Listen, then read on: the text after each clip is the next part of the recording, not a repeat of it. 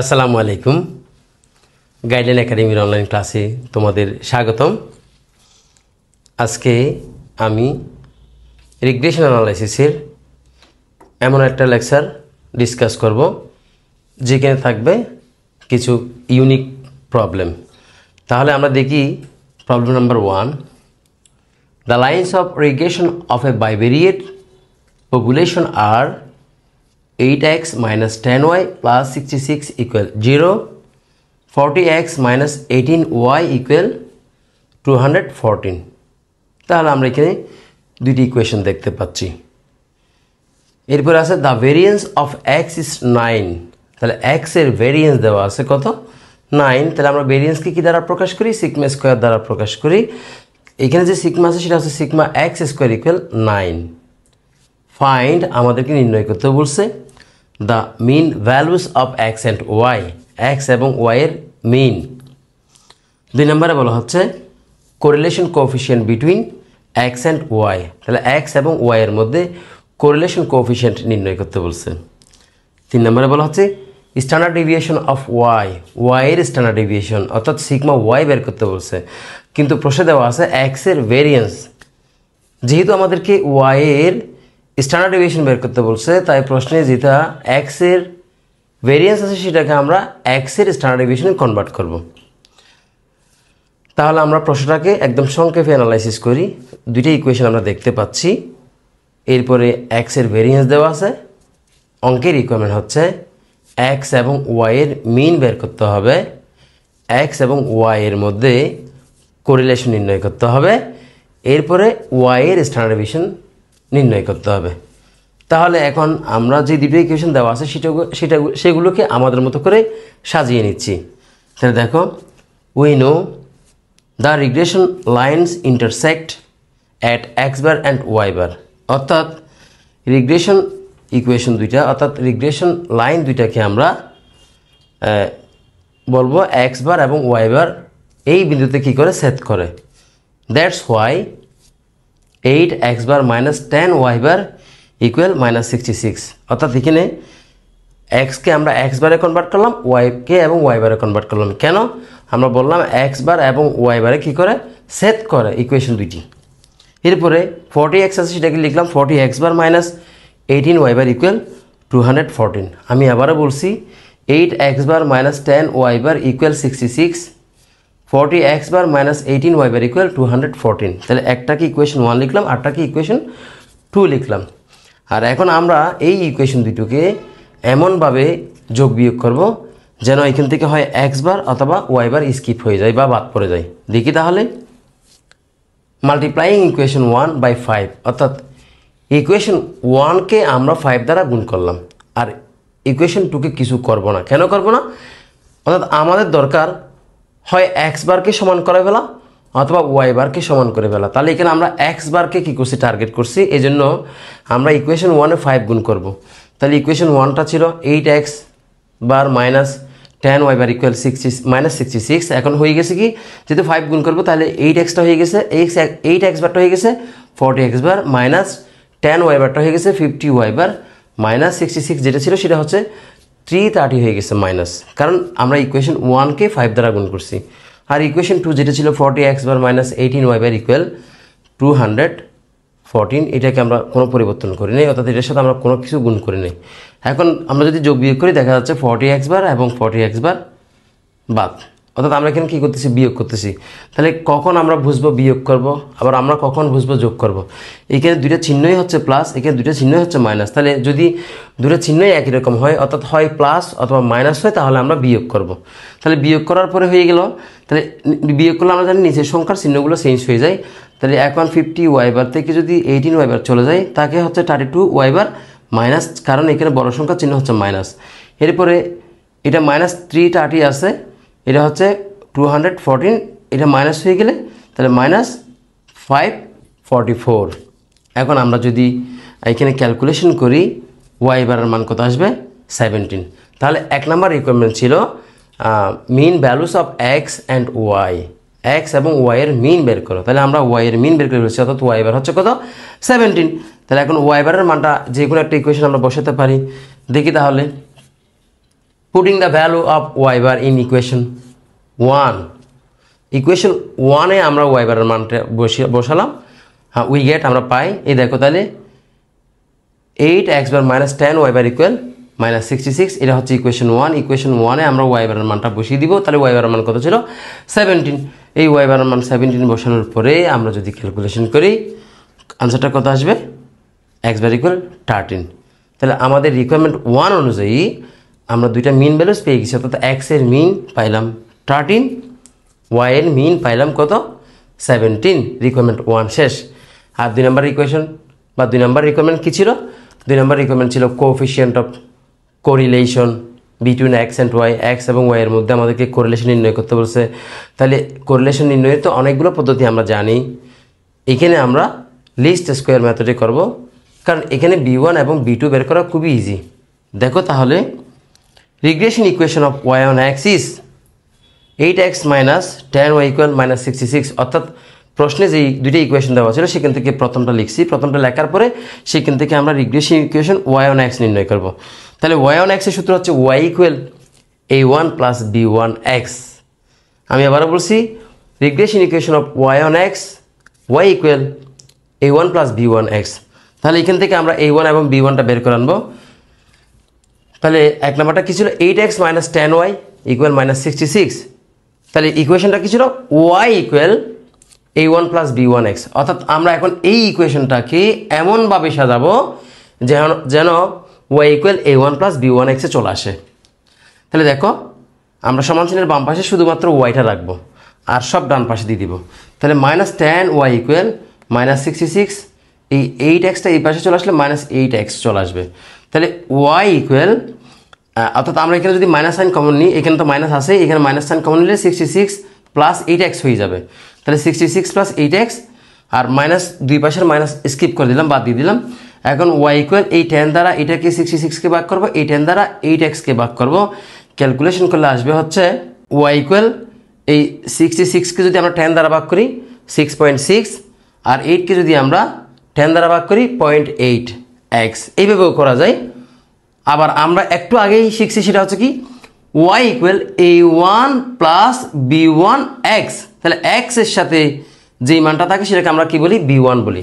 তাহলে b1 সমান x এর সাথে কি আছে 8/10, তাহলে 8/10 ক্যালকুলেশন করলে কত আসে 0.80, অর্থাৎ আমরা b1 পেয়ে গেছি প্রথম ইকুয়েশন থেকে।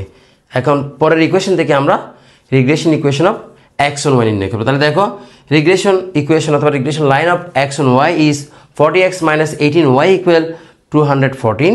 তাহলে ইকুয়েশনটা কি হবে, x equal a2 plus b2y, অর্থাৎ আমরা 2 নম্বরটাকে এমনভাবে সাজাবো যেন x equal a2 plus b2y হয়। তাহলে 40x মাইনাস 18y ইকুয়াল 214। তাহলে এখন সমান চিহ্নের বাম পাশে আমরা শুধুমাত্র কি রাখবো, x রাখবো আর সব ডান পাশে দিয়ে দিব। তাহলে 40x ইকুয়াল 214 প্লাস 18y। তাহলে x ইকুয়াল এই 40 দ্বারা এটাকেও ভাগ করবো, এটাকেও ভাগ করবো। তাহলে আমরা জানি x equal a2 plus b2y, অর্থাৎ y এর সাথে যেই মানটা থাকে সেটাকে বলা হচ্ছে b2। তাহলে b2 সমান 18 ডিভাইডেড বাই 40, তাহলে 18 ডিভাইডেড বাই 40 ক্যালকুলেশন করলে কত আসবে 0.45। তাহলে আমরা দুইটা ইকুয়েশন থেকে একটা b1 বের করছি, একটা কি বের করছি, b2 বের করছি।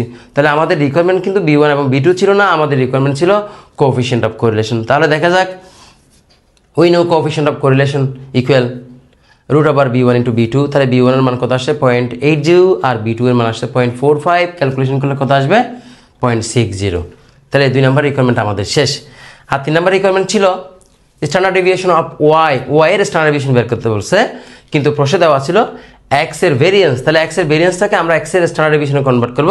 তাহলে দেখো x এর স্ট্যান্ডার্ড ডেভিয়েশন হচ্ছে সিগমা x স্কয়ার ইকুয়াল 9 আর সিগমা x ইকুয়াল কত 3। তাহলে আমরা x এর স্ট্যান্ডার্ড ডেভিয়েশন বের করে রাখছি, বের করতে হবে কিন্তু অঙ্কের রিকোয়ারমেন্ট হচ্ছে কি স্ট্যান্ডার্ড ডেভিয়েশন অফ y। তাহলে আমরা কোএফিসিয়েন্ট অফ রিগ্রেশনের 4টা সূত্র শিখছিলাম, মনে আছে b1 equal r into sigma y by sigma x একটা ছিল, আরটা হচ্ছে কি b2 equal r into sigma x by sigma y। ওখান থেকে আমরা একটা সূত্র অ্যাপ্লাই করব। দেখো তাহলে coefficient of regression of y on x, তাহলে y অন x ও দেওয়া যাবে, x অন y ও দেওয়া যাবে।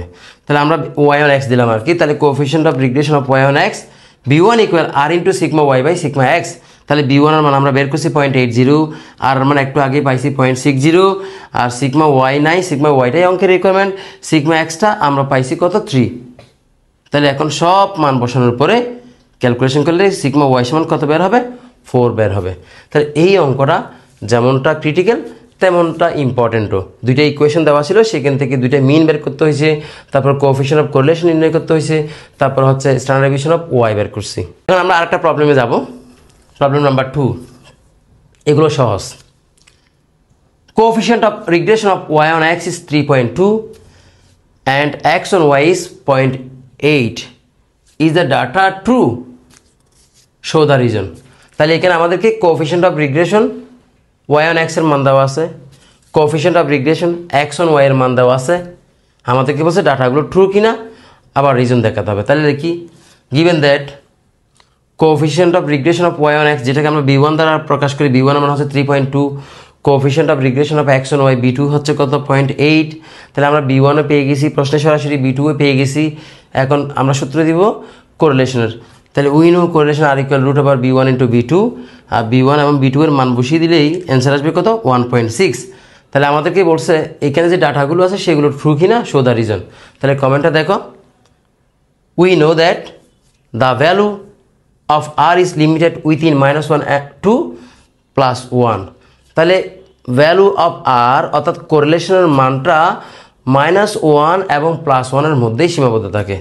But here the value of r is 1.6, কিন্তু এখানে r এর মানটা হচ্ছে 1.6, অর্থাৎ যেটা +1কে এক্সিট করছে। তাই আমরা বলবো হুইচ ইজ গ্রেটার দেন -1, যেটা +1কে এক্সিট করছে।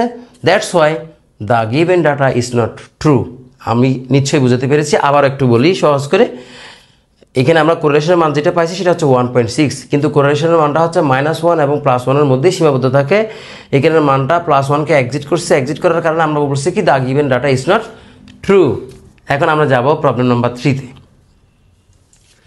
From the sample of 200 observations the following data are given below. তাহলে এখানে 200 অবজারভেশনের ইনফরমেশন দেওয়া আছে, summation of x, summation of y, summation of x y, summation of x square, summation of y square. অর্থাৎ এখানে ইনফরমেশনগুলো একদম রেডিমেড। এন এর মান দেওয়া আছে কত 200, summation of x, summation of x square, summation of y, summation of y square and summation of x y দেওয়া আছে। আমাদেরকে রিকোয়ারমেন্ট 1 বলা হচ্ছে compute estimated model y equal a plus b x. অর্থাৎ এখানে আমরা বলতে পারি Y equal a1 plus b1 x. 2 নম্বরে বলা হচ্ছে compute total sum of squares TSS, regression sum of squares RSS and error some of squares ESS. এটা আমরা পরে ডিসকাস করব। আগে আমরা প্রথম রিকোয়ারমেন্টটা দেখি। প্রথম রিকোয়ারমেন্ট হচ্ছে কি y equal a1 plus b1 x অথবা y equal a plus b x. তাহলে দেখো রিকোয়ারমেন্ট 1 লিখে দিলাম Y equal a1 plus b1 x লিখলাম। তাহলে এখন আমাদের কাছে b1 এর মান অবশ্যই নাই, একইভাবে আমাদের কাছে a1 এর মানও নাই। তাহলে আমরা কি করব, b1 সমান আমরা কি জানি coefficient of regression of y on x, সূত্র হচ্ছে summation of x y minus summation of x into summation of y by n divided by summation of x square minus summation of x whole square by n. তাহলে summation of x y এর মান আছে, summation of x আছে, summation of y আছে, n এর মান আছে, সব ইনফরমেশনের মান আমাদের কাছে আছে। মানগুলো আমরা বসিয়ে দিলাম, বসানোর পরে b1 এর মান আসবে কত 1.82, b1 শেষ। এখন আমাদের লাগবে a1। তাহলে a1 এর সূত্র হচ্ছে কি y bar minus b1 x বার। তাহলে এখন y বার মানে কি y এর মিন, x বার মানে কি x এর মিন, কিন্তু আমাদের কাছে x এর মিনও নাই y এর মিনও নাই। তাই পরে দেখালাম x bar equal summation of x divided by n, summation of x এর মান বসালাম, n এর মান বসালাম, ক্যালকুলেশন করলে আসবে 0.0567।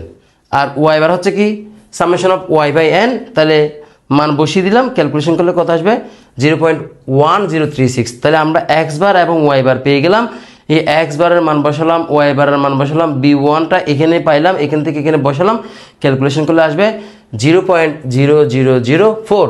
তাহলে আমরা a1 পেয়ে গেলাম, এই a1 এর মান বসালাম, b1 পেয়ে গেলাম, b1 এর মান বসালাম, পাশে xটা বসিয়ে দিলাম, রিকোয়ারমেন্ট 1 শেষ। এখন আমরা যাব 2 নম্বর রিকোয়ারমেন্টে, total sum of squares TSS. তাহলে টিএসএস এর সূত্রটা আমরা মুখস্থ করে নিব কিভাবে, summation of y square minus summation of y whole square by n.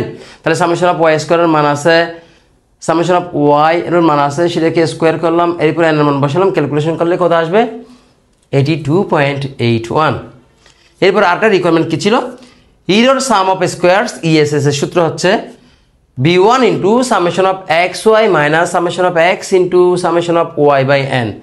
এই b1 এর মান আমরা পাইছি একটু আগে, অর্থাৎ 1 নম্বর রিকোয়ারমেন্টে সামেশন অফ এক্স ওয়াই এর মান প্রশ্নে সরাসরি আছে, summation of x summation of y এর মান প্রশ্নে সরাসরি আছে, এর মান আছে, ক্যালকুলেশন করলে কত আসবে 38.15, এটাও গেল।